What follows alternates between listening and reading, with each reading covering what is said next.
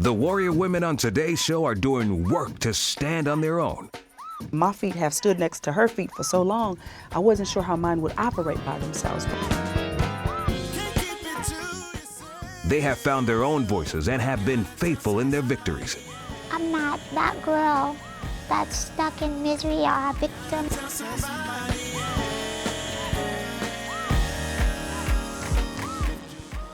She is woman. Hear her roar. Let's lift every voice.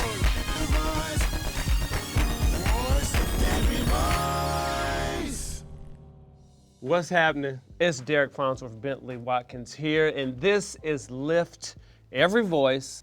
You see it. You know, ain't no telling what. It's just. Yes. Well, first of all, let me just give some background. Hilarious. Here's the thing, like, you were singing with Brian McKnight. Background. So, you know, we done with this tour, we about to go back and we finna do some gospel music, but it's gonna be different. It's gonna be new and fresh. You all really had not only a vision for this thing, it's almost like when things did happen the way they did, you weren't really as surprised because of the sowing of the word that you had done, I guess. I mean, a lot of it stems from, you know, my parents and the kind of church we grew up in.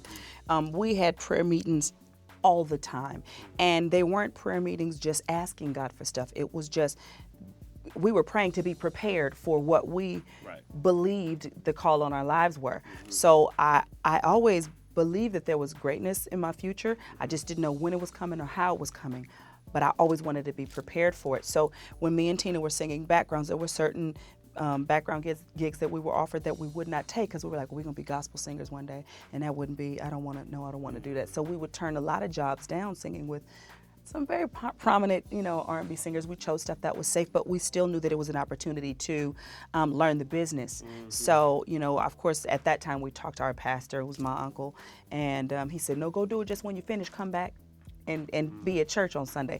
And so I would do that. And so I learned to understand mainstream, but still be very steeped in my faith and understanding the power of prayer and being covered and being kept. Breaking from the Mary, there have been a lot of groups or co-visions, I like to say. I love co-visions. Yeah, a lot of co-visions that, you know, sometimes it's like, okay, we're gonna take a break and then there'll be a real break.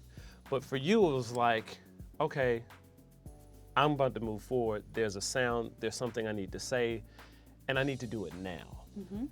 Talk about that. You know, it started happening, I'd say, a few years ago, and I was not receptive to it. I was rebuking the enemy and this is great, and this is what it was supposed to be. Me and Tina were born 2 years apart, so everything that we did was together. We went to high school together. We started dating together. When I went on the road, we did that together. So when we started writing together, and then we did this together. And I often say my feet have stood next to her feet for so long, I wasn't sure how mine would operate by themselves. But God, I think, has strategically kind of pulled us apart to kind of reinvigorate us, to make us both stop and evaluate ourselves and our ministries and our gifts. And I was talking to my mom, and I was like, well, I know God didn't give us a twin ministry gift. You know what I mean? We both have something individually to say. I think we both have brought something different to the group. And now it's just, you know, we're married with husbands and kids, and, you know, Tina wanted to work a little bit less, and I was like, well, Lord, what does that mean? Because there's still a fire in my heart. And so what do I do with that? And ended up writing a song, and it ended up moving really fast. And you know, I said, God, I want to know that I'm doing the right thing. And I think when there is a level of peace between your cohesive units, me and Tina and us as writers, we all understood what was happening, and we were all on board. You know, it's still some uncomfortable spaces and places, because it's like, oh, are they booking Mary or Erica Campbell? It's an adjustment, but it's been a good thing. It's been really good, and I'm excited about it.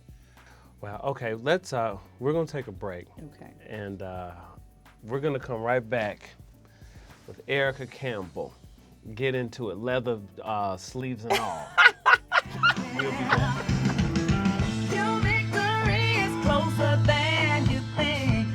Can't you feel it right in front of you? Oh, hey. Erica Campbell is half of the supergroup Mary, but she is indeed her own woman.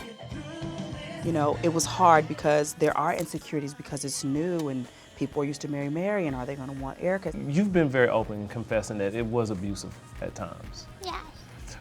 When that happened, was it something you had seen before?